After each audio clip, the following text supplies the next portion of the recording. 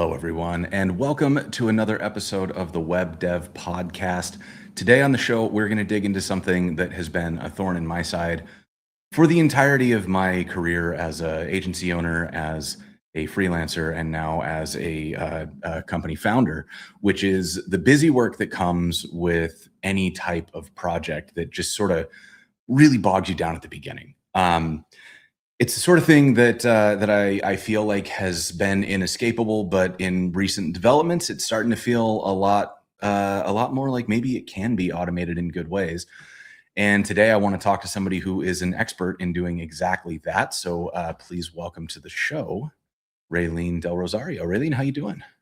Hey, I'm good. I'm good. How are you? I'm doing so well. I'm really happy to have you on the show. And I have a million questions for you that are very relevant to my interests. But before we dive into that, I would love to talk a little bit about who you are and what you do. Sure. Yeah. So my name is Raylene. I am a developer advocate and programmer writer with DocuSign. I've been with them since 2022. And I kind of just do a lot. I jump around to all these different things. I love writing code samples. I love writing tutorials. I do reference implementations for any new things coming out just to teach people how to use them. But yeah, it's kind of my main role is to teach developers, which is a lot. Yeah, I mean, I think, the challenge, especially today, of figuring out how to teach people when it feels like the material goes out of date every 6 hours. Oh, I know. How, how are you even approaching that as just a quick aside before we dive in? Yeah, so I mean, part of it is my experience before I was a developer advocate and programmer writer.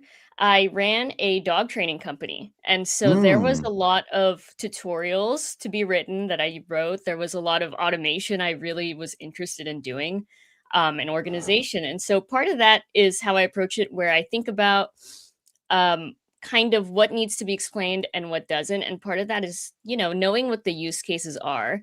The nice thing with dog training is that I knew them pretty well because I have my own dog. But with mhm, developers, it's a little bit trickier, right? Because you right. have all these industries, all these use cases. So um, I'm a little bit of a completionist in that way, where I try to hit every industry and have a tool for them. Tall order, Nice. but I try. Yeah, yeah. I mean, especially when you're working in something like DocuSign, where it truly is like a tool that it's not a developer tool. It spans everything. Mhm. And because everybody needs contracts, and I think DocuSign is really one of the only options I've seen that feels good to use. Like I get a lot of it seems like everybody sends me DocuSign. I don't get a lot of non-DocuSign contract stuff unless they're like, "Hey, can you just scan this and send it back to us?" um, but so thinking about like kind of the concept of what we're talking about today, this is a space that has felt a little bit stagnant for a really long time. Like contracts are something that kind of haven't changed. I'm actively in the process now of doing some paperwork, and I found out that I have to print off and sign and like paper, ink sign, and then scan the thing and send the scan back. Um, and this is something that I think it's only in like this is a real estate thing, uh, but the majority of things seem to be moving to e-signatures. Um, but it also sort of feels like that hasn't changed a lot in the last 15 years. Like you've been able to e-sign things for quite a while. And DocuSign has been sort of the core of, at least that's how I became aware of people being willing to accept DocuSign for actually legally binding contracts. That's what I use at Code TV now is, if we're doing contracts, we send them through DocuSign.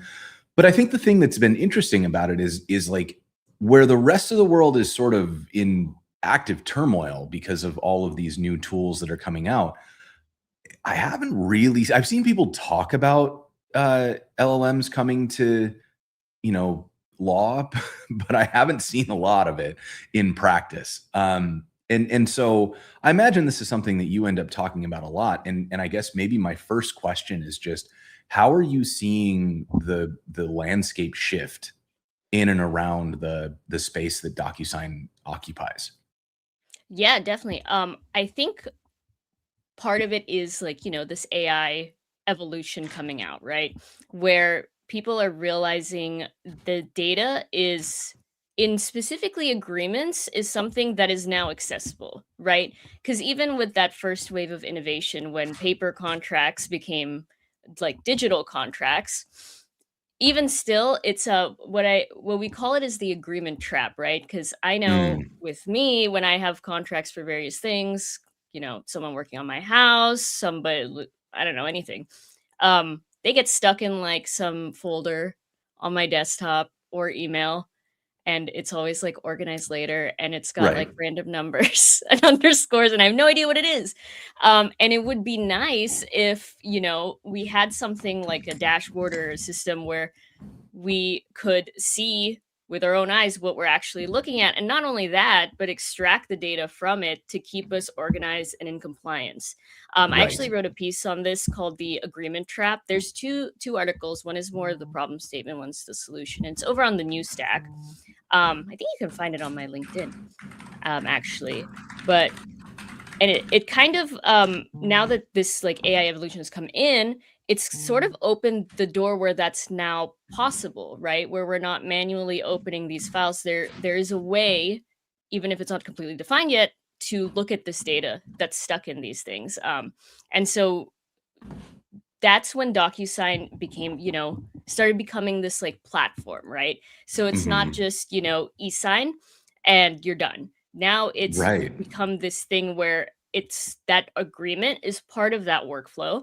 And then after what happens after the agreement is signed, we have a API called Navigator, which is building up to be an AI analysis of contracts. So things like if Mm, you have renewals coming up, right? You can mhm. flag those in the metadata and actually pull them. And so you have this like consolidated, organized view of here's this client, here's this project, here's the renewal date. Maybe add this, make a ticket on Jira soon, you know?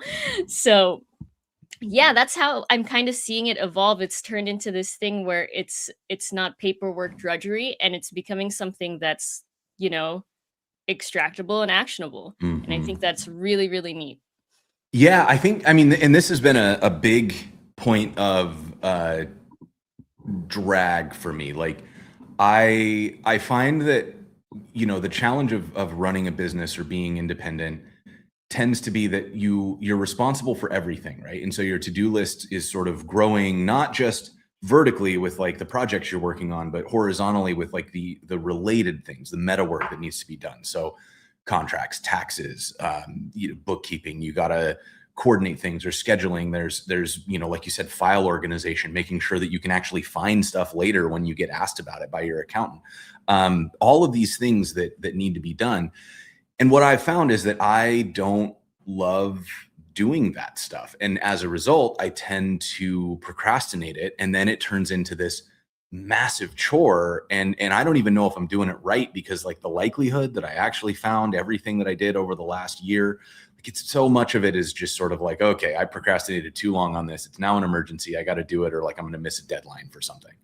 Yeah. Um, and so, and there's also these other sort of meta tasks that happen where in a transactional relationship, like if I am running an agency, if I am doing client work, if I'm a contractor, in all of those scenarios, there's these sort of phases that happen. There's the sales phase where you're talking to somebody about what you could do and what's possible and how the project might work, and you're sort of defining the scope of work together. And then there's the contract phase where you actually send the formal agreement and say, this is what I'm going to do.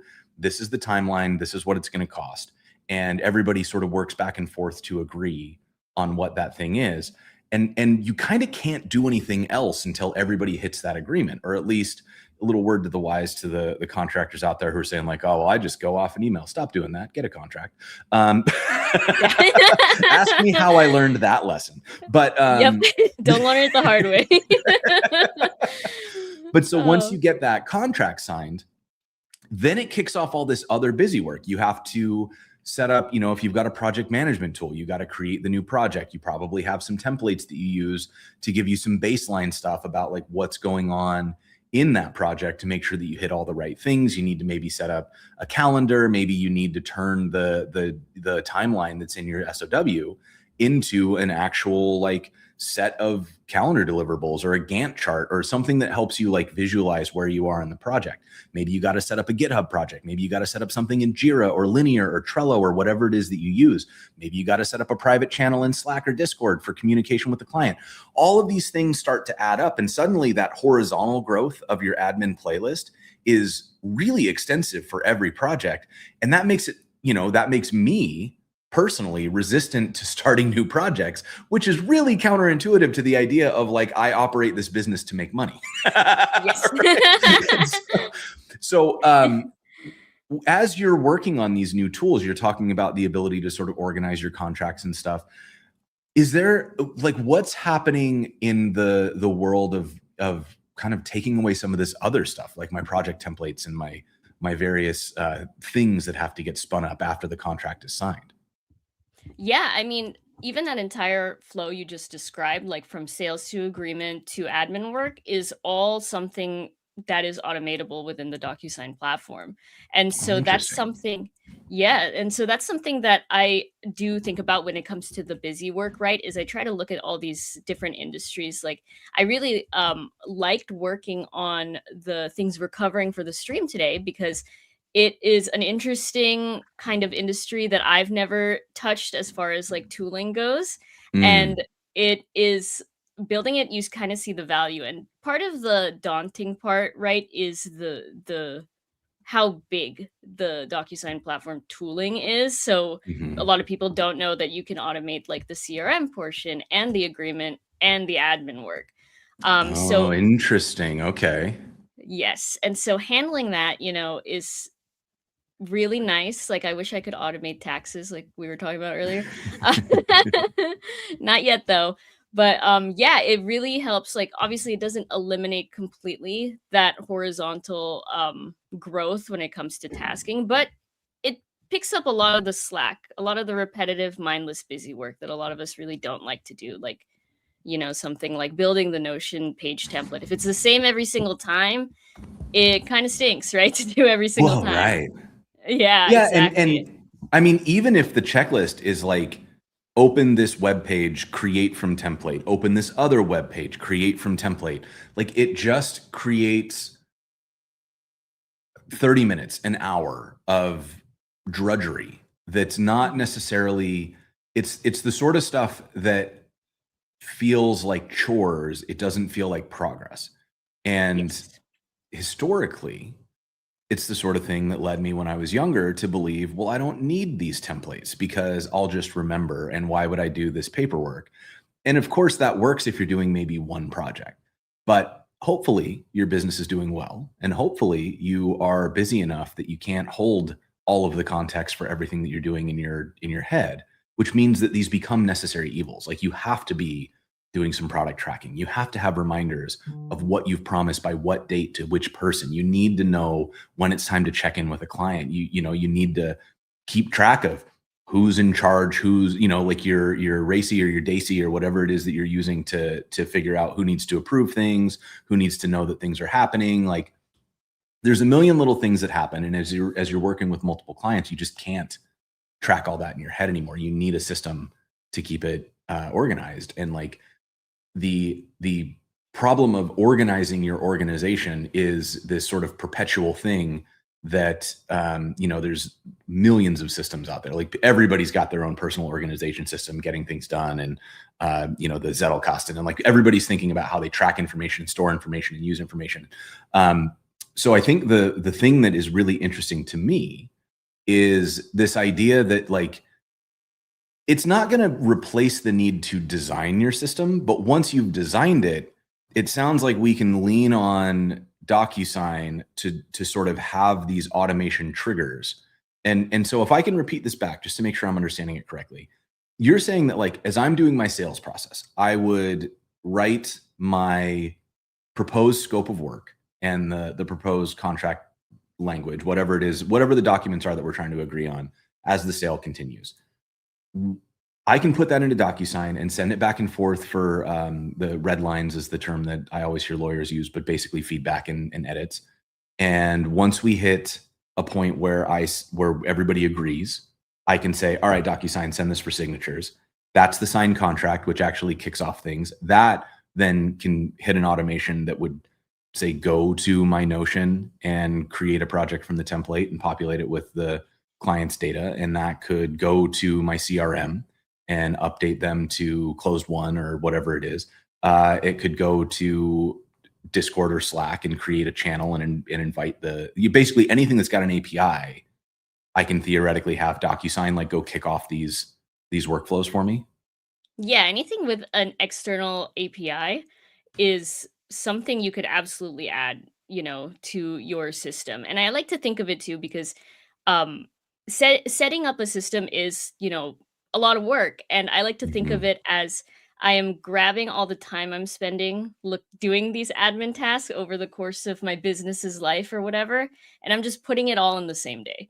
And Mm. so I kind of get through it, get over it really quickly, and it really speeds up my day-to-day tasking, right? But yeah, you've got the flow right on the money. Something as simple as like changing a client on Salesforce to like a contract sent can kick off that workflow, right? Because we've got Right. that extensibility. And so automating like as much of this as possible, but also keeping a human in the loop, right? Like during those redlining moments is Mhm. something that is super important for businesses to continue to scale, right? Because I know Right. for me, one of the things I try to automate is my Google Calendar, and I'm horrible at Mm. it because I keep changing how I wanna do it, and it just doesn't stay consistent. Right, But right. something but something like that, right? Like having a trigger on there that's like, "Hey, you have this email where you have to sign something or reply with something, whatnot,"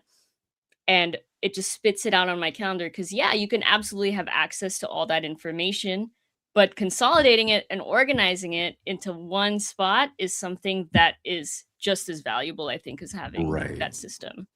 Yeah, I couldn't agree more. I think like the part that is really hard is that generally speaking, the system has to be simple enough that I mean, there's that XKCD comic where it's the joke about like how much time you can spend automating something before you've spent more time automating it than you would save, right? And Yeah. it's honestly like you got to save a lot of time to make it worth building a really complex automation. And so the real magic in automation is when you can sort of you've built out the system because you have to do the same thing every time anyway. So whether or not you're intentionally building a system, you're building a system, right? The process is there.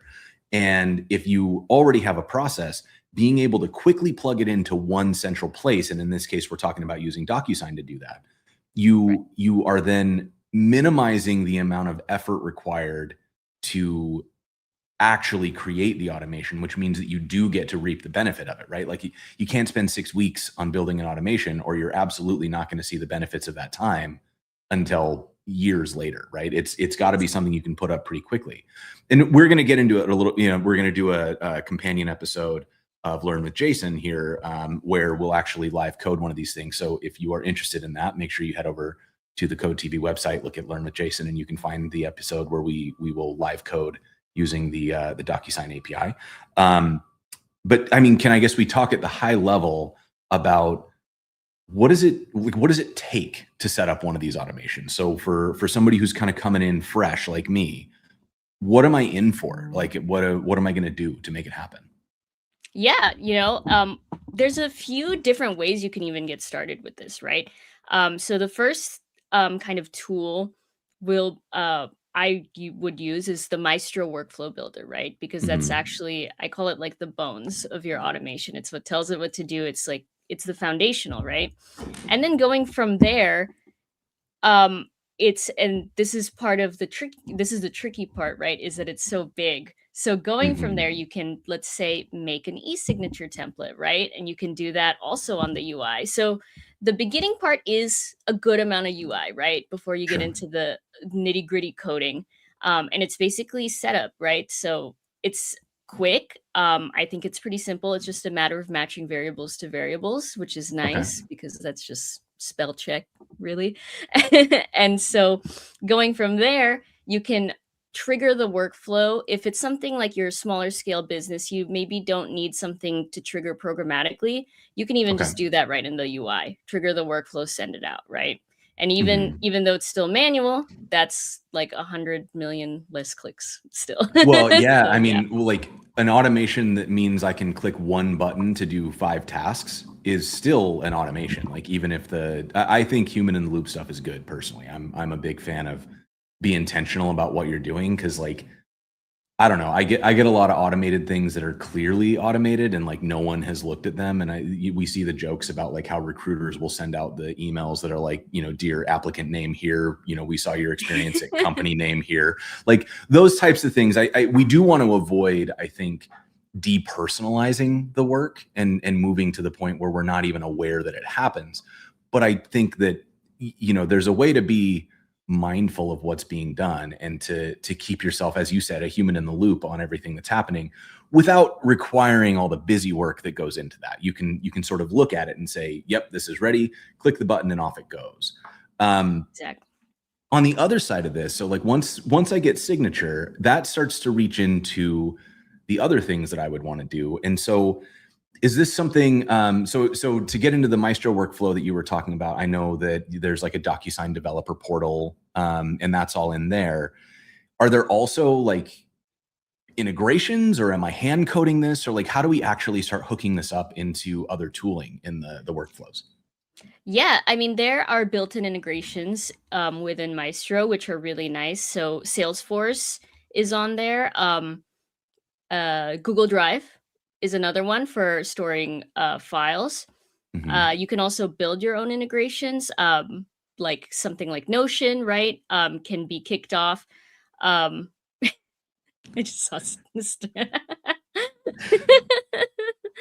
But yeah, anything like that can be kicked off by that Maestro workflow. And that's the nice thing too, is that any kind of builder from low code to high code, whatever your preferences, can utilize this tool and use Hmm. those integrations, right? And maybe you just need a Google Drive. And so you can just plug that in and you're all Right. good. And there's sort of a gradient here too, where like on the one hand, you've got things that are as simple as like in the UI, I can build out some quick automations that sort of move data from review to signature and then use the Salesforce automation to like put that signature data back into the CRM or put the signed contract into my Google Drive. But then you've also got support for like a webhook. If I say have an existing automation pipeline, I could have the webhook then trigger, certain things to kick off in existing pipelines. And then we also have the ability to custom code inside of DocuSign. Is that correct? I can like write my own actions that live in the DocuSign pipeline. You can, yes. So we have an extension apps like platform as well, where you can create your own. And whether we have different Hmm. ones available right now, so something like data input output, data verification, custom field verification. So if you, instead of like, I don't know, checking email, you can check like VIN if you build Ah, that okay. Okay. extension app out. Then you can take that, it'll pop up on the Maestro workflow UI. You can take that and find your extension app and put that in as a step, even in your Nice. Maestro Okay. workflow. So very, very handy for sure. And regarding the webhooks, yeah, we do have like the Connect webhooks as well, which, if there's an event like agreement signed, something like that, it can kick off the workflow.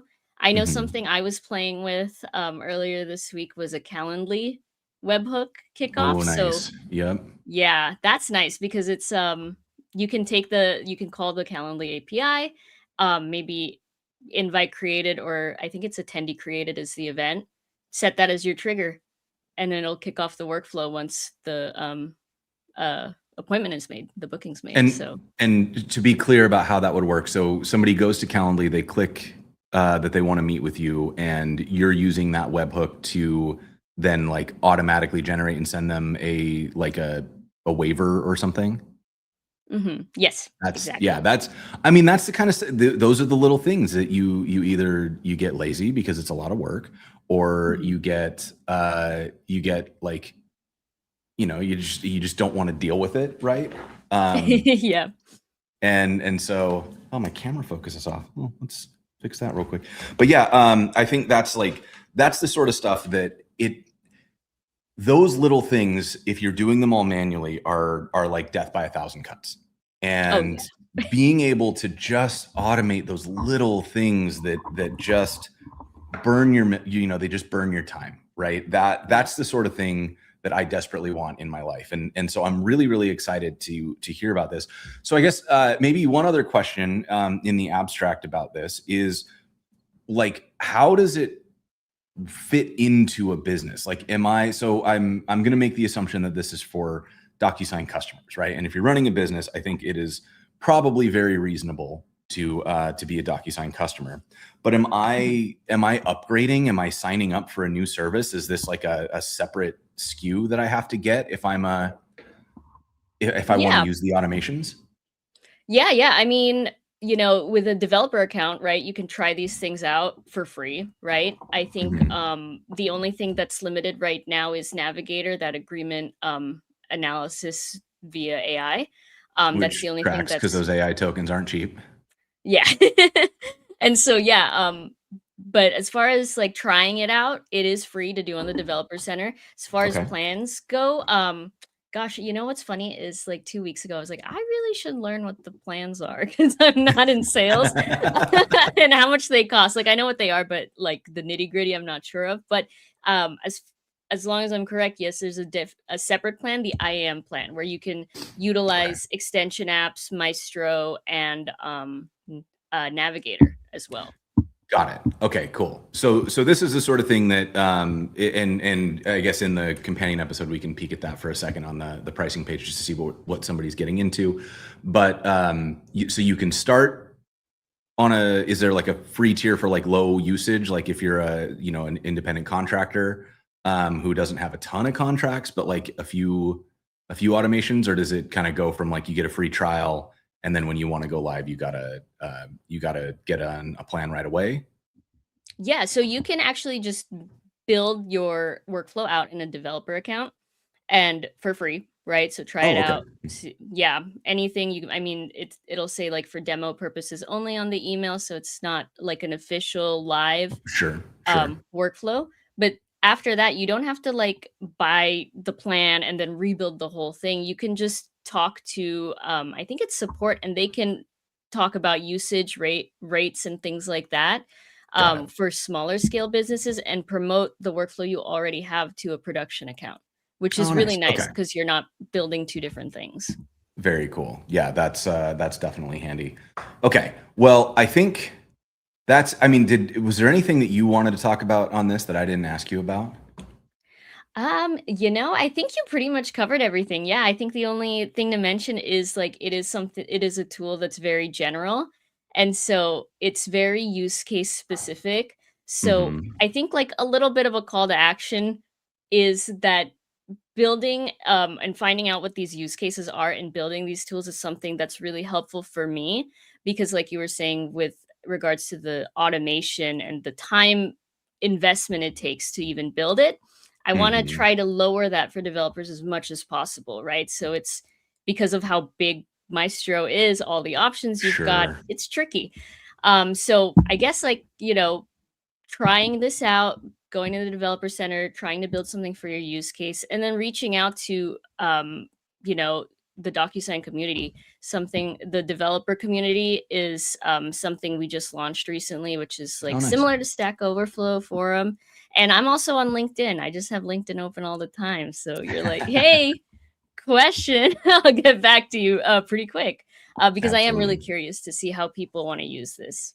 Cool. Well, Raylene, thank you so much for taking some time to talk to us about all this today. I think as a business owner, this is the sort of thing that is just it's not maybe the most exciting thing to think about, but it is such a drain and a weight on my shoulder. So being able to see a light at the end of the tunnel where maybe this doesn't have to be the way that I spend every Wednesday would be wonderful. So, so thank you so much for spending some time with us today. And don't forget, if you're enjoying the Web Dev Podcast, subscribe to it. It's on all your favorite podcast platforms. You can get us on Spotify, Apple Music, RSS feed, whatever it is you're using, we're probably there.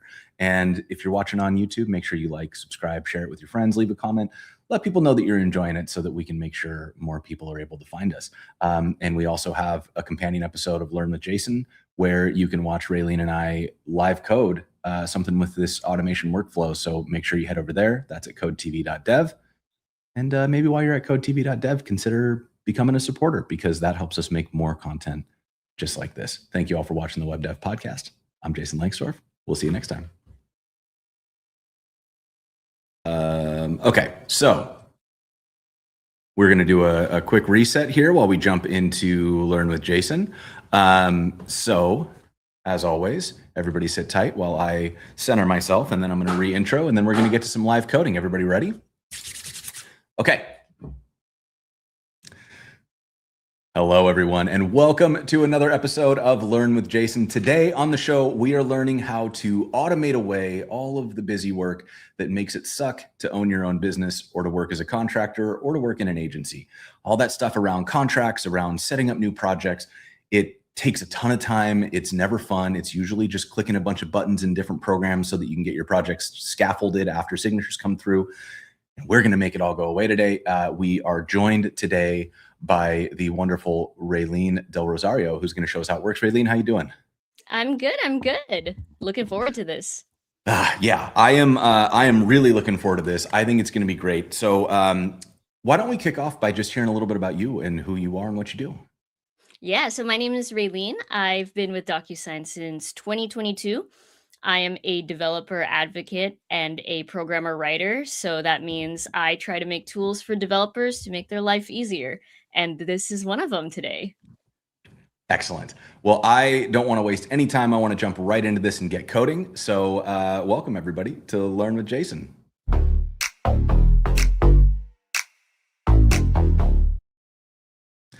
All right, so we are sitting here. We're looking at the homepage. Well, actually, we're looking at Raylene on LinkedIn here. So first and foremost, make sure you go give Raylene a follow. That is the right place to hang out. I also have the DocuSign for developers page open, so I'm gonna throw that up on the screen as well. And then I am gonna just throw to you. If I want to get started with this and I want to try something, what should I do first?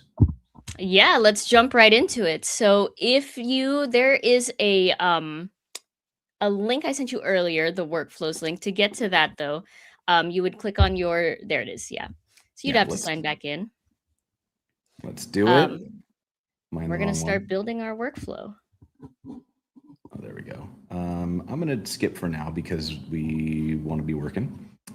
So I am getting logged in. And that's the wrong place.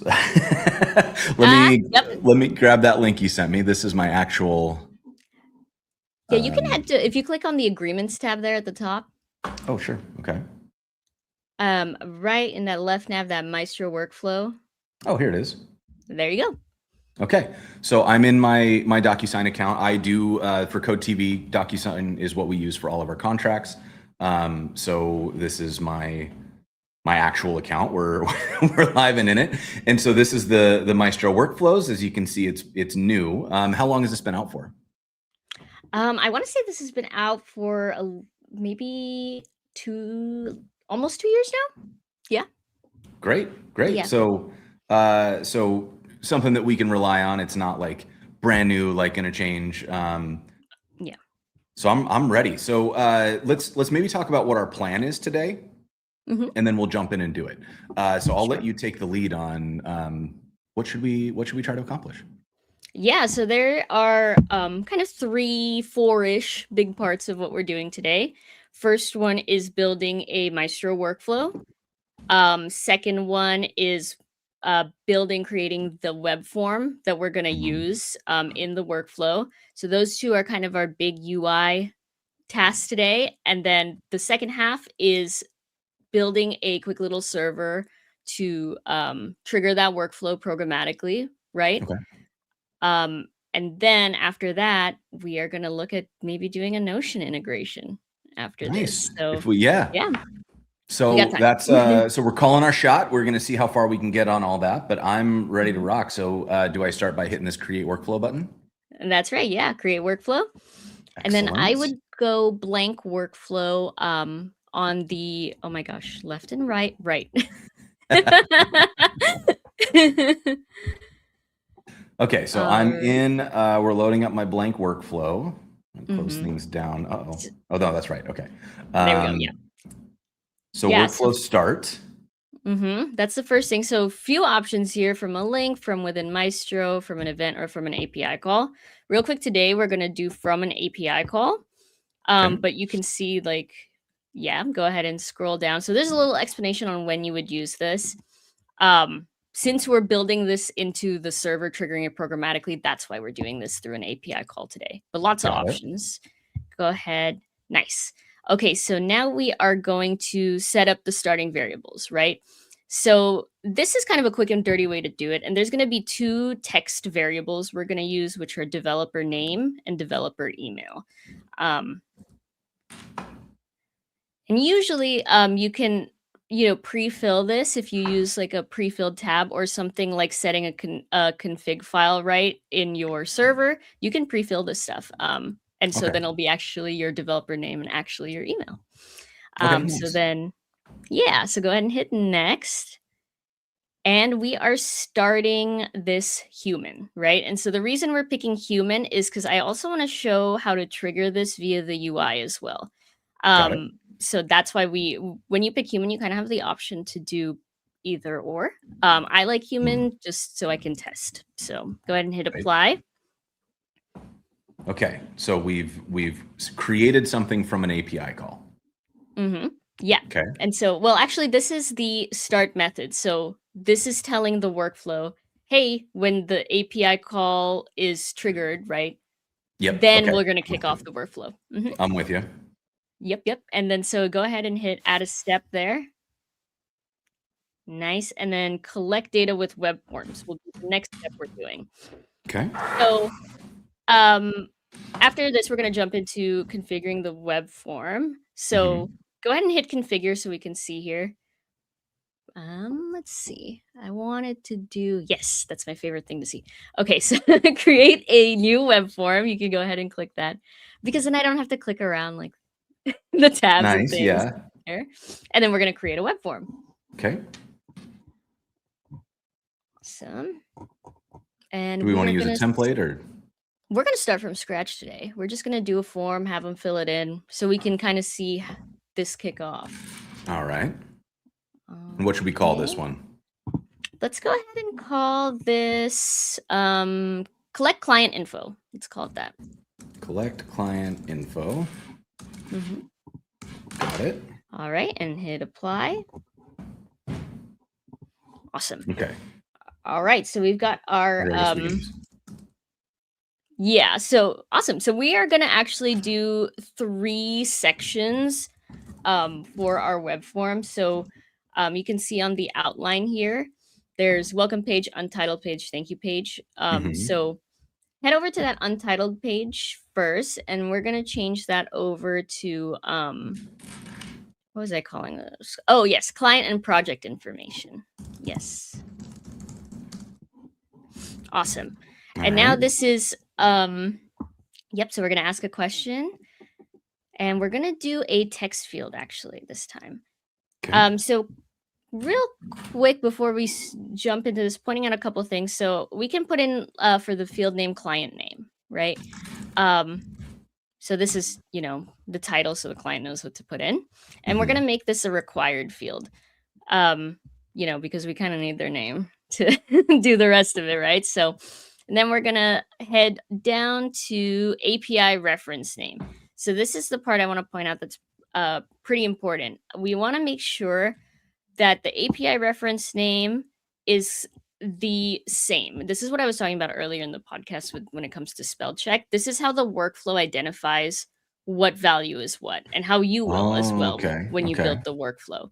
So if you put something like that text box, if you kept it like that and you're trying to associate fields with data and you have, let's say, 10 of these, oh my gosh, good luck, but Right. you know what I mean? So this one, we're Yeah. going to do client case, single word, client name. Client. Name. Uh, Capital Name. Yeah. got it. Sorry, I was like, my brain shorted out just now. No, you're fine. Okay. You're totally fine. And then so there's a few, let me send this over because there's a few more little oh my gosh, variables that we want to Okay. use. Let me pull that up. And am I adding more fields Yes, here? you'll be adding more. So go ahead and do you can get started on the client email. Let's do that. Can I And these use are an all email text fields. field? You can. So this is the neat thing too, is this is our data verification field that's built in. So it'll Okay. check that there's an @ you know, a .com, things like that. So you can do that. Awesome. Yeah, and that's going to be a required field as well. Okay, and then we'll make this one client email, I assume. That's right. Okay. So yep, client camel case there. And then the next one we're gonna do on this page will be agreement name. And is that just a text field? That'll be a text field. Okay. And yeah, same thing. This is we don't have to make that required. Okay. Because another thing I want to point out too is these fields can also be auto-filled from an e-signature template. Or not a Oh, nice. template, but Okay. from the agreement, right? So if you already Right. have the client name, it can, as long as those variables, right, stay consistent, that Sure. API reference name, it'll know exactly what you're talking about. Got it. And then, yeah, and then we are gonna let's do agreement ID as well. And that one will Okay. also, let's just make it a text field because there are letters sometimes in that ID. Awesome. And that one will be agreement ID. Cool. Yep. All right. All right. So that's our client info page. So let's go back to that left side outline and let's hit that purple plus and add another page, a new blank page. Okay. And let's call that one project information. And we're going to do we need a reference name in here? We do not. So this is the this is just telling this is the reference to the actual page, right? So this is not something we're going to call later. Right. So we're not worried about the form. We're worried about the data being input into the form. Exactly. Yeah. Got it. Exactly. I'm with you. All right. So then we're going to do two text fields here. One of them is going to be project name. Okay. Make that required too. That's required. And then project ID. Let's do this one, repo name, actually. Repo name. So this is if we want to build in the GitHub integration. And that one's required as well? Yeah, because we'll need that if we're building the repo, right? Otherwise, it'll just be project name. So repo name, camel case, project name, camel case, both are required. Okay. Anything else? Yeah, we got two more, and then we've got, or three more, I'm sorry. And then one more page after that, which is going to be just one field. So nice and quick. So next one we're going to do is a text field. Okay. Let's call this intake notes. And this is in no particular order, just kind of, you know, let's not make that required. Let's do long text. And then let's do that, that API reference name. Let's do intake notes again. Okay. And then the last one on this, two more on this page, I'm sorry, price, which will be a number, also required. And then I'll show you how to do a drop down after that one. Okay, so the price is going to be price. Is this one required? Yeah, let's go ahead and do that. Yeah. Okay. Awesome. And then one more. And you said a drop down. One more. That's right. Yep. And we're going to call that package name. So this is, you know, what did you sign up for? So again, like pointing out here that this This can be read-only. You can autofill this from your end as the sender, the Oh, price, nice. the Okay. package name, and you can set it as read-only so the client can't change the price to $1 or something like that. Mhm. All right, so yeah, so the 3 options, let's just do starter, standard premium, and let's just, yeah, match that API value.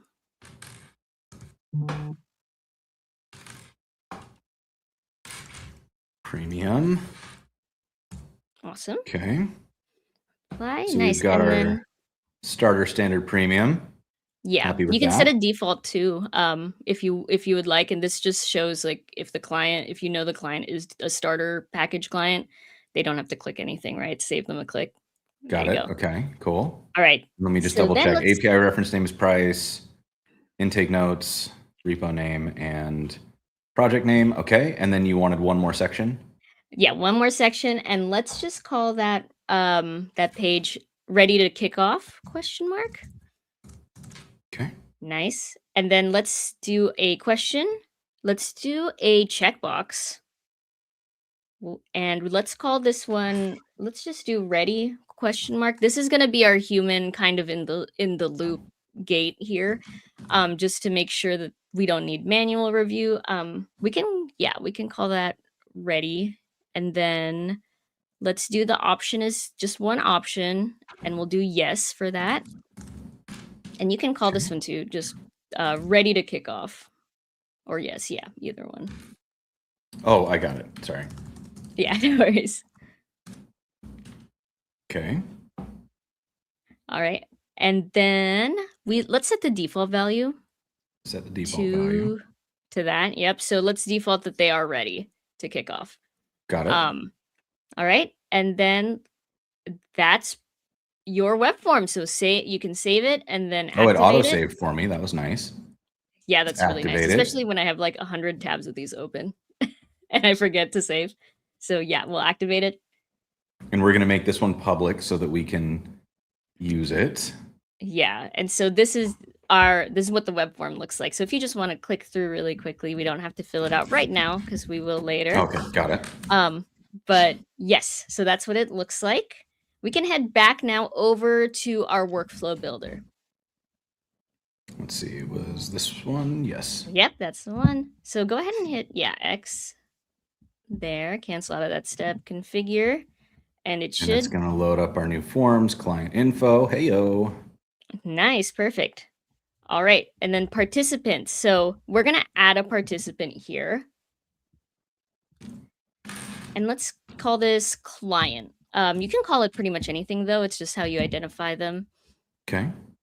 Let's also add another participant Do I do here. them? Oh, I got it. I got it. Okay. Let's call that developer, just in case we need to associate those starting variables we set up earlier. And let's do client again. Yep. And then let's do continue to map data fields. And this is the critical part of to make sure the automation works, right? Is making sure that the client name and the client emails are associated to the right fields. So if you go, let's go to hit the plus there. Okay, I don't see it, but that's okay. So let's see, collect data with web forms. Go ahead and scroll down to project info. Is it the same? It Okay, looks like no it's not worries. picking up the thing. Do we need to like We refresh? might need, Because, yeah, yeah, that's exactly what I was thinking. So we can okay, hit so let me cancel and refresh. cancel. Let me save my draft. Yep, yep. And what do we have did you have a set name for this? Yeah, let's call it contract admin automation. Let's call that. Okay. We have saved the workflow draft. I am reloading the page. It should open for you there. Okay, so let's configure that again. Get this one. Next, get our client. Interesting.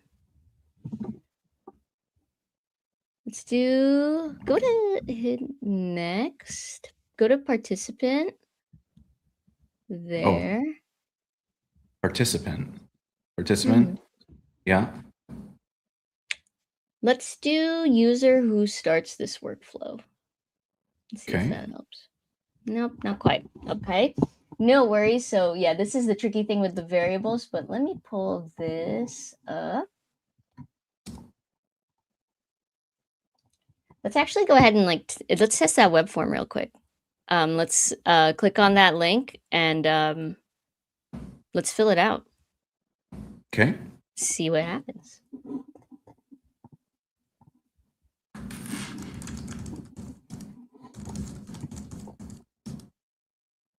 You want me to fill this out? You can just do test agreement. Yeah. And then yeah, exactly. Okay, and then the project name is going to be. Is the repo name, like, do we want this to be a real thing? No, we don't have to, so we can just do test real quick. We're just making sure that this is going to grab the variables.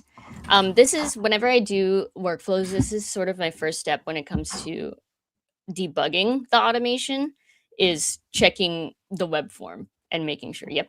Hit next. Got it. Okay, so we have filled out the web form. I'm going to hit use. Or wait, why does it say 60%? Oh no, so you're going to scroll down. Yeah. Oh no. Oh no. Okay. Let's edit our form. I think I know what happened. Edit form. Mm-hmm. Thank you, page. Not quite. Let's activate it again then. Activate and replace. That's fine. Go to web forms. Okay, looks good to me. And does it show? Is there a way to see like the responses? Yes. Let me pull that up. So yeah, go ahead and hit that kebab menu. Actually, you know what? I heard this called a hamburger reports? menu before. I thought that was funny. It's like I did not know people called it that. Okay, but I think we haven't. Does that mean that we just haven't seen no results? So that didn't go through. Yep. And that's okay because we know how to make that happen. So I need to go back to templates. Let's take a look at our variables again. I'm gonna pull up mine real quick. Just Maestro workflow. And then we're going into this one. That's right.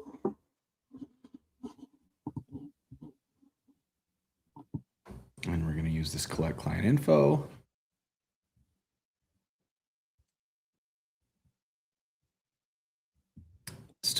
Okay. Should I try to use the form again and like see if we can? You know what? It? Why don't you just hit apply here? Because the map data fields, I believe, is optional for this step. Nice. Okay. And then we can just add the branching step real quick and go back to it. So yeah, let's do branching rule real quick. And so you can see this is our true false, right? What happens if the client's not ready. So also you can change the names of these steps too. Got it. So let's see. That's what you should see here. Yes, yeah, exactly. And if that is true, done. That's it. I also like to check merge true and false branches because at the end of this whole thing, ideally every client's going to end up in the same place, or the client is not interested in moving forward, right? If they need a review, something like that. So that's why it merges there at the bottom. So basically this is like if they check false, then we need to kind of like send them back to review. Whereas with this one, we just continue them down the line. Exactly. Yeah. I got it. Okay. Exactly. And so let's go ahead and check on our web form again. Let's see if that loaded in. All right.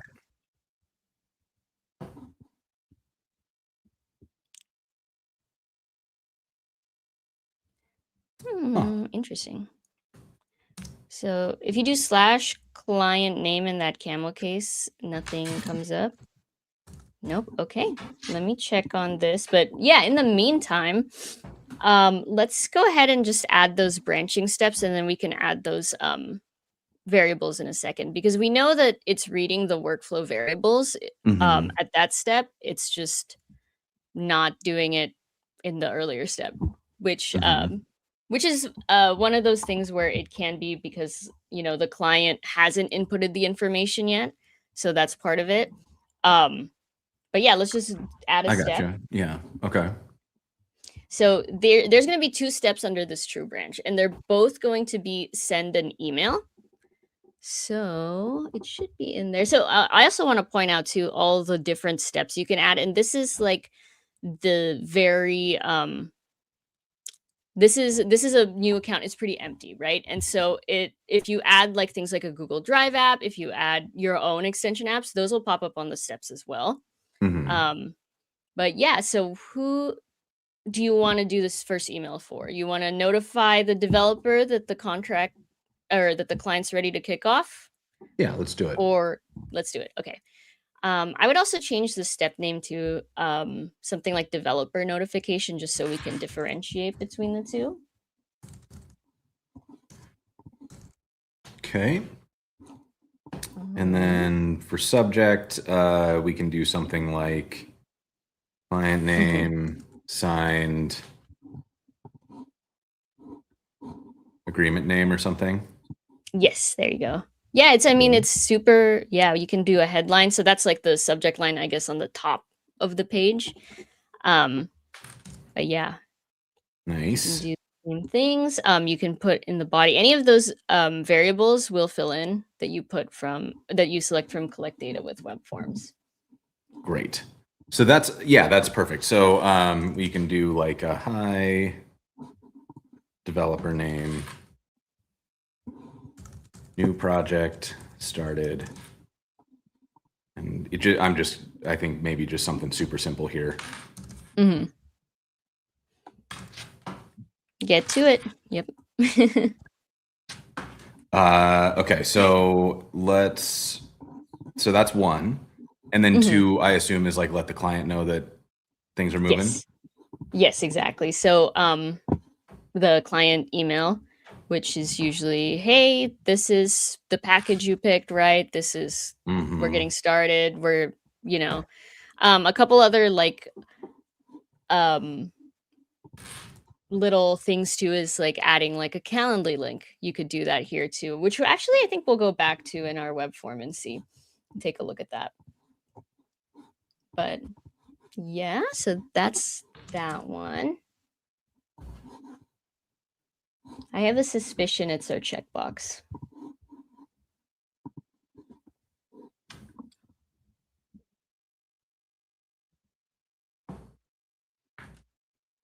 Oh, okay, I can't do that. That's fine. This is fine. Um, oh, that's handy. So if you just type the slash, it pulls up the autocomplete for you, which is super nice. Yes, Um, yeah. if you don't hear from, See this.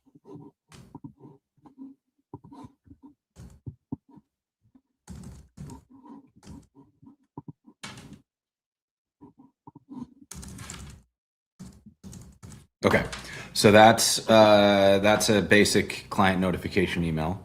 I assume that Mhm. if it was real, we'd give like useful information, but we're not going to stress Right, about it. exactly. So then let's go over to our false branch and let's configure that. So this is also going to be an email because we're going to be emailing the developer. Hey, you got to take a look at this. The client is not ready to kick off and we want to know why so we can get started sooner rather than later, right? And then we are going to send this over to the developer. Got it. And I think we'll just like for this one because we know.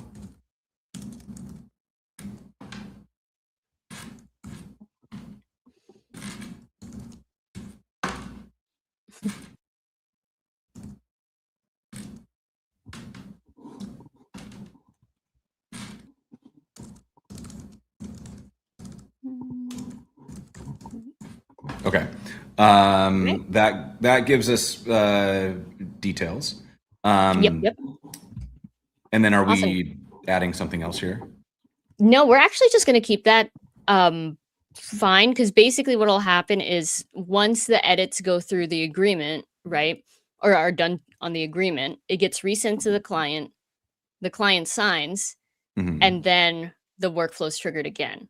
Got it. So then they'll be ready. So we can actually just go all the way down to the bottom, that bottom, yep, and then you can do, let's do show a confirmation screen is this one. Okay. Nice. And then we're gonna configure.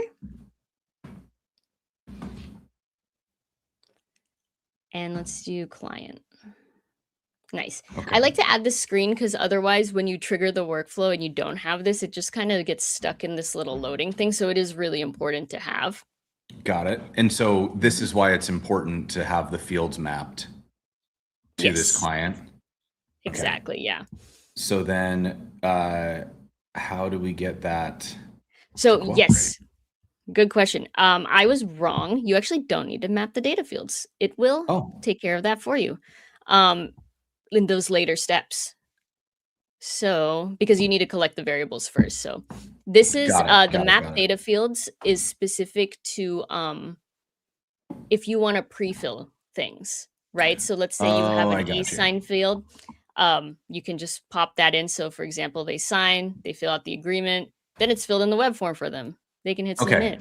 So how does this participant, how does this client get updated? Or is it should it be the one who started the workflow? So the client gets updated from the web form, right? Because we're not Mhm. actually pulling the participant is sort of a labeling um thing rather than a variable thingy, as I say. So Okay. the How, variable, yeah, go ahead. sorry, just I guess my question is how, so we created this Hmm. and then it didn't let us map fields to this client participant Yes, so in the web form. So how does it how does it know which field maps to which thing? so the client participant is actually, it's not the field mapping, it's the identification of who is performing the task within the workflow. So for Okay. example, if you were doing something like you needed the you're hiring someone, you Hmm. sign the offer letter, then the HR person, and then the client or the employee, right? Hmm. That's where those participants are really important because then Hmm. you can set the routing to those participants. I Me, I got you. like to keep them this way so that just in case I need to add a step, I like to make sure everyone who is participating in the workflow has their own predetermined role just for clarity, right? I understand. Okay. I'm with you. Yeah, Cool. yeah. Okay. So So then we're gonna hit. I apply this. We're ready. And then we are gonna review and publish. That's our workflow. All right. And so that's saved. It's Mhm. ready to publish. Yep. Give each instance a new name. Yes. So And this one, yeah, this is very customizable too. So let's say you want to, archive this to a folder or Google Drive or something like that. You can set mhm, it to something like project name, client name, and then the date. Any of those variables we got from the web form, we can, and from the workflow start, we can add that to whatever the file name or the instance name is. Um, Me personally, I like to do like client name, project name, start date, and time, especially when I'm testing because I want to know when I did what. But that's just my preference. Very, yeah, no, very that sounds, customizable. this sounds great. So we're going to roll with that. And then we publish. Hmm. And let's see. So this is, I just need Yeah. to say, like, I'm allowed to do this. Yes, it's saying, "Hey, Maestro, you can send envelopes, you can send emails on my behalf." Okay. Awesome. All Nice. right. So that's published. Yep, yep. So go ahead and refresh. Oh, actually, no, it's all good there. Awesome. So I'm gonna show you how to trigger this from here, and then we're gonna do an API call and see if we can trigger Nice. it programmatically. So all you really have to do is hit run workflow. and then you Start pop in the this developer manually. name. Okay, so we're gonna do it like this. Mm-hmm. We start. Again, like this is something that these are variables you can set in a script and it'll just accept that. So yeah, let's do it. So we're gonna do this twice. We're gonna do it with the kickoff and without the kickoff box check so we can see those emails come through. Okay. And let's do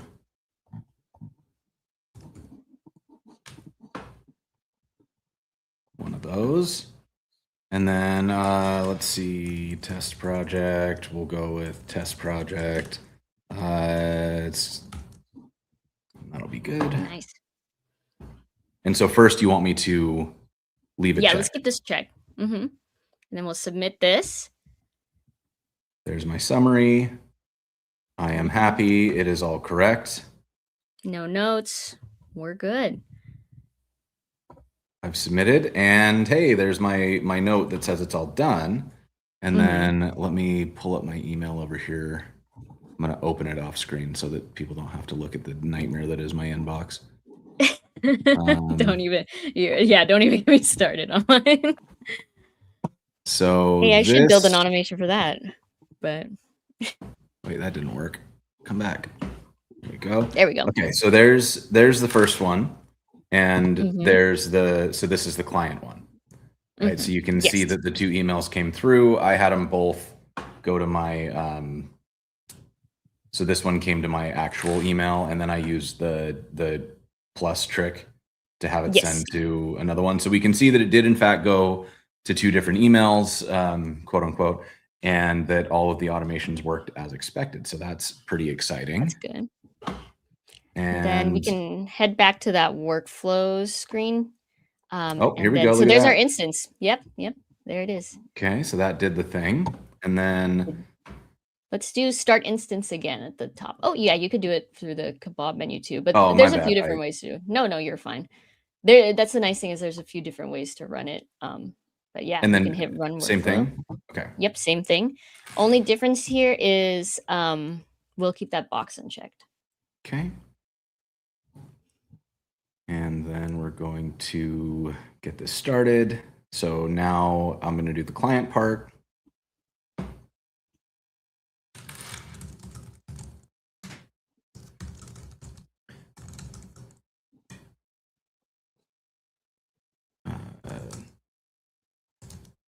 And then this is going to be test bed.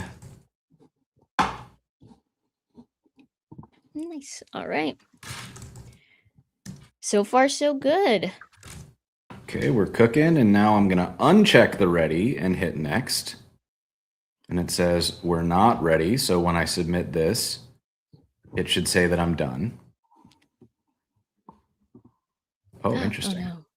I always call this a demo curse whenever I go live, no matter how many times you test something, right? So it's always, we're having trouble. Yeah, and I'm wondering if it did not get me.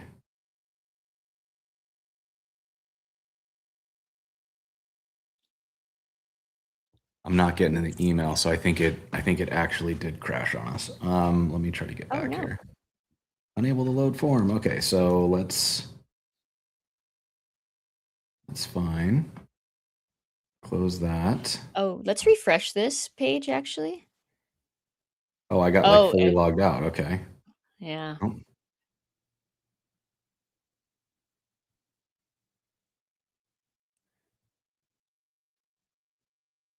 There's my workflows. That one's completed. So you can see that's the one we just ran. There's an error, right? So we can hit view details. Oh, I wonder if the error is that we made it required and then it's not checked. So it's like actually crashing here. Oh, I see. Yep, you're right. Let's go back to that web form. See, this is why we test. Nice. Okay, so I need to go back to the web form, which is going to be back here. And then I'm going to go to templates and my web forms. going to Yeah, let's edit that. edit. No. Edit Edit form. form. Yeah. See, I had a feeling it was the checkbox. Not it didn't do what I thought it did. Wait, no, Oh, this is right. Select at least 0. this is. Oh, you know what? Let's go to your checkbox options. Uh-huh. Click that. Yep, and then change this to the same API reference name as the actual. So I think it says yours is ready. Let's change that to ready. Okay. Nice. Okay, let's activate that. And we'll jump back to the workflow.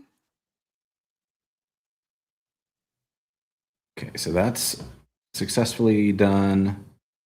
So we're gonna go in here, we're gonna go in here. And we got this one, and can I like just rerun this? Actually, you can, we're gonna double check the config to check that branching variable to make sure it aligns. Yeah. So let's edit the workflow actually. So if you go back to the instance list screen you were at earlier, Oh, yeah, got it. and then go ahead and hit yep. Let's do edit. Okay. Okay. And then here is this one. Yeah. True. And then go to your variable again. Yep. And then hit X there for the first. Yep. And then scroll down. Yeah, let's do that. True. Okay, so we're going to apply that. Let's hit let's check that. Yep. No, that's all correct. So nice. that Okay. one, well, hold on. Email. Oh, there geez. it is. Well, that's an embarrassing thing to get wrong. Okay. No, you're fine. So let's save that. We're going to publish our changes. And now if I go back here to our, yeah, that's all fine. Is it possible then to just like re-execute that workflow to get it to run? Okay. Yeah. So we'll go here, we'll go in, and then I've got these. And can I just like tell you to do it again? Try again? Hit that hamburger kebab. Oh yeah, I guess not. So I guess we'll just have to kick it off from the. Yeah. Okay. All right. So we need to run it one more time. And we are going to do that here.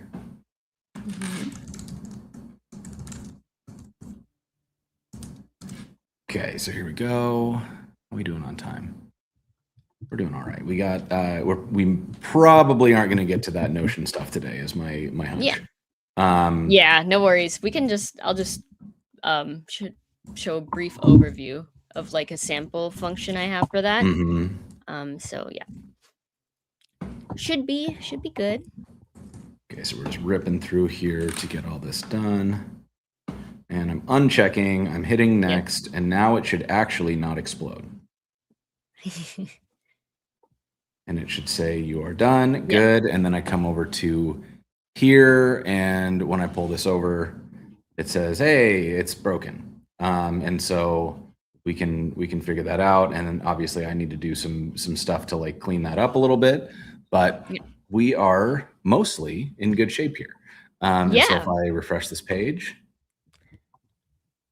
that did what we want. And so we didn't dig like deep into all those things, but there were a ton of options inside of this workflow editor for like what the individual nodes can do. Should we look at those for a quick second and then do the API? Yeah, let's do it. So let's get in here. And I'm going to just come down here and add a new thing. And let's just kind of, let's just go on through. So we can do a web form. We did that part. but we've also got like signature templates, which is pretty freaking cool. We can send documents for signature, which is really cool.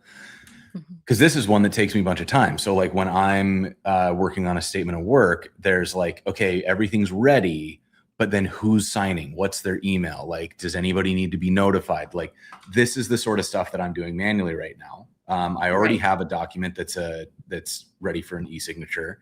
So I just have to like get that set up properly. And then, and I want to point out too, real quick, this prepare a document template. That is probably my favorite step, because you can take a docx like contract and you can do like just brackets, and it says the same API reference name for the field, like client name. like in the Word doc? Yeah, and that's your standard template. Pulls that, customizes it per client, sends it for signature. That's It's super awesome. handy. That's really, really useful.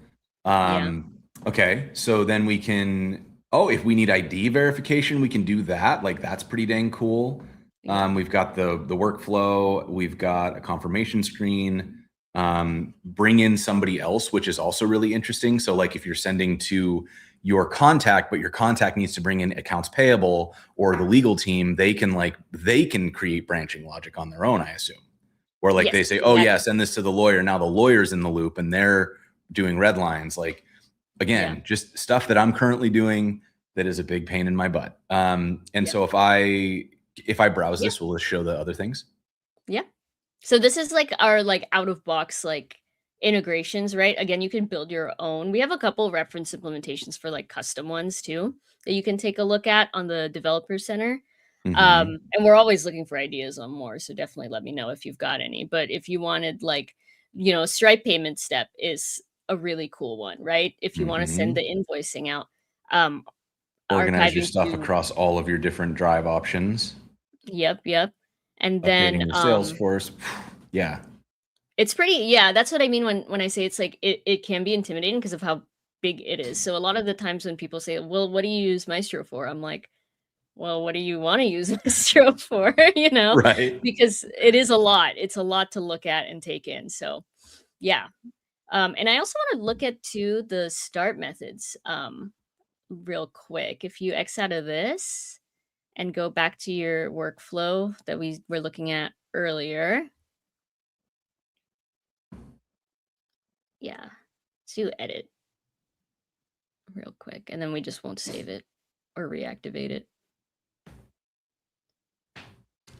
Okay, if you, hit that, so, and then go to the drop down, the from where it says from an API call. Yeah, so from a link is another one I want to point out too, because you can dynamically generate this and also put it in an email to trigger the workflow. Okay. From within Maestro, we did that already, right? Which is, in the UI. From an event is one I've been playing around with recently, which is, I actually tried this for this one, which is setting an agreement. If it says like agreement status, envelope status complete, trigger the workflow. Oh, nice. Yeah. So there's a lot of eventing you can put in. So if you click on that, I think we can pick a couple. Let's see.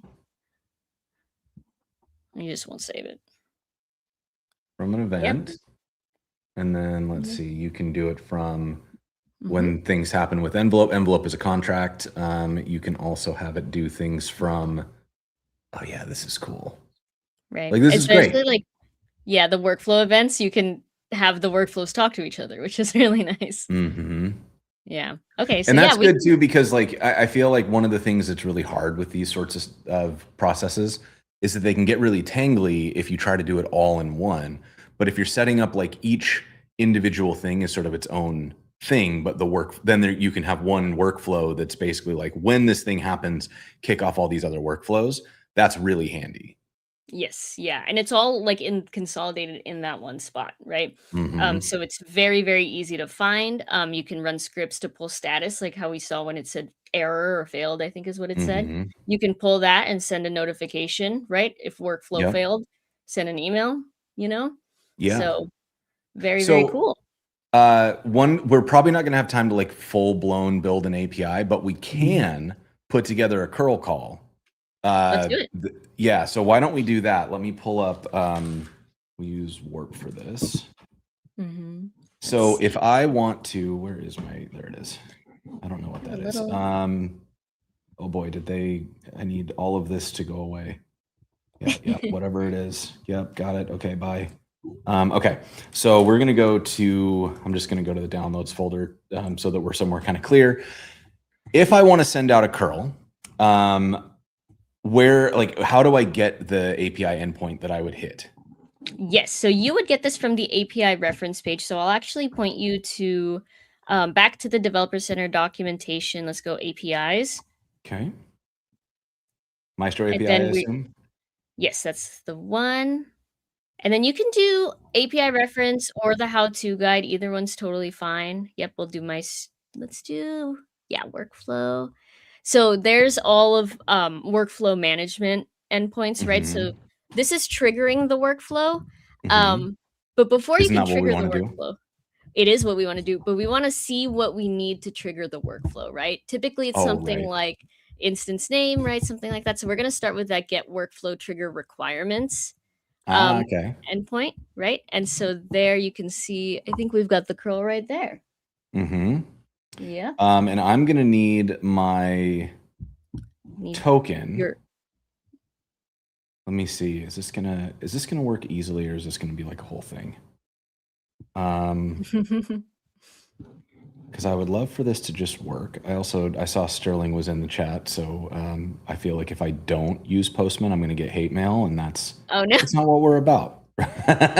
Threatening email. How dare you? Okay, that's not. I don't know what's going on here, so we're not going to do that. I need to get my access token though, which I don't have. But what I can do is I can paste this part here. Yep. And so we're going to need an account ID. We're going to need a workflow ID, and then we're going to need an access token. And I assume I cannot show this access token. They are JWT, so they expire in like very quickly for us. At least when I do this, it's like gone pretty quickly. So it's always like JWT expired. Sorry, get a new one.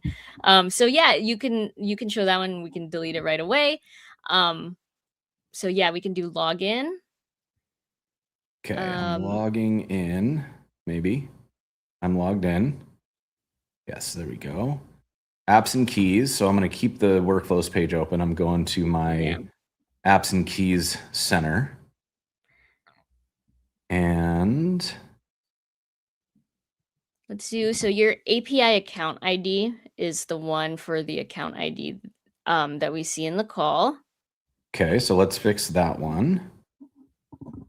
This is why I use Warp, by the way, so that I can like click and highlight things in the terminal input. And then I need my workflow ID, which is that. Yeah. So a couple ways you can do this. Yeah, you can actually go back to the workflows page. And then, yep. Let's just go ahead and click on contract admin automation where we back to that screen where we see the instances. And you see in the URL of this page, there should be, that's it. Yep. So this is like kind of, that's the workflow ID. So I actually did the same thing back in Discover, and one of my friends was like, it's a little hacky to pull the ID that way. So I want to mention that there is an API call you can do. It's a get request that pulls all your workflows from your accounts. Yeah, if you want to do it that way. Okay, and so then I need to create a key, and I'm going to. Yes. So go ahead and yep, add app and integration key. Oh, here. Yeah, right there. You can just call it access token. All right. And I think like this is kind of like one of the parts that has a little bit more friction too, is building the integration key, but it's pretty quick. So we're gonna do this. Let's do private. Yeah. Okay. All right. And then let's go ahead and let's go ahead and save the integration key at the very top. Yep, there it is. save this.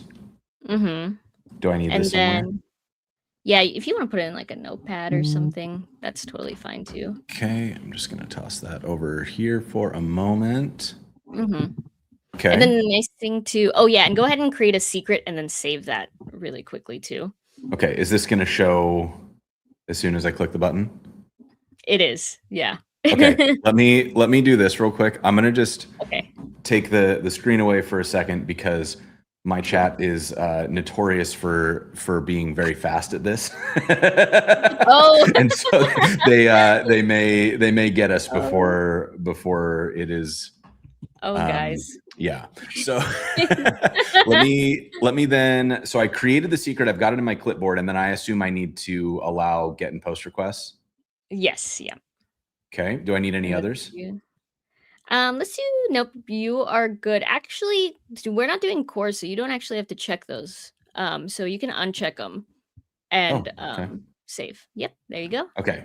I'm gonna, just in case it shows anything, I'm clicking the save button. Mm-hmm. I have created my apps and integration keys. It is ready to submit. I'm over in Warp. I could probably find a way in Warp if I knew it better to mask this key, but I'm not going to do that. So I'm gonna hit enter on this curl command. Yep. How's it going? Access token? It said access denied, but also command not found header, which means that the way this is entered is not doing what we want it to do, which is actually very predictable because we didn't escape the line return. So I'm going to do that one more time. Oh, jot is not in the right format, so I've done that wrong. So let me bring the screen back up. Okay, so I've got my key. Do I need to? How do I get it in a jot format? Into a what? Sorry. Well, we need it. We need the JWT. Yes, the JWT token. Yeah, so I'm gonna grab the curl command to generate that access token for you. Okay. And I've got my integration ID and that secret key ready. Yes. Off screen here to make that call. Let me pull this up.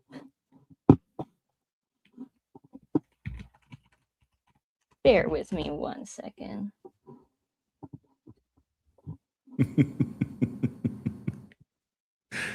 I know you wouldn't, Vinny's, but you would use it to humiliate me.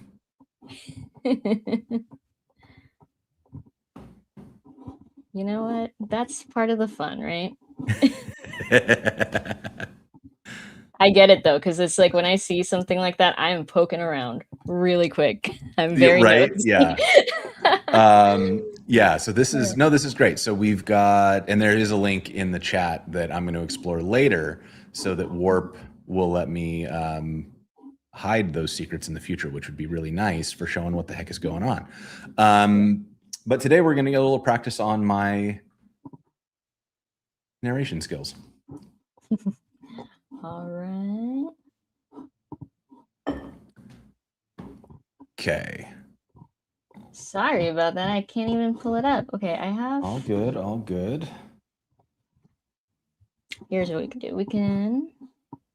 I'm going to send you one real quick I just generated, and then I'll also send you the associated ID, just so we can keep it moving. Okay.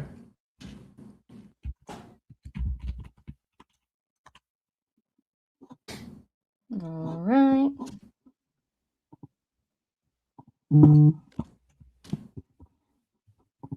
And so what we're doing right now is you're generating a jot for your own account. So we're going to swap out the ID of the app and workflow. Yes, that's correct. Okay. But you know what? It is.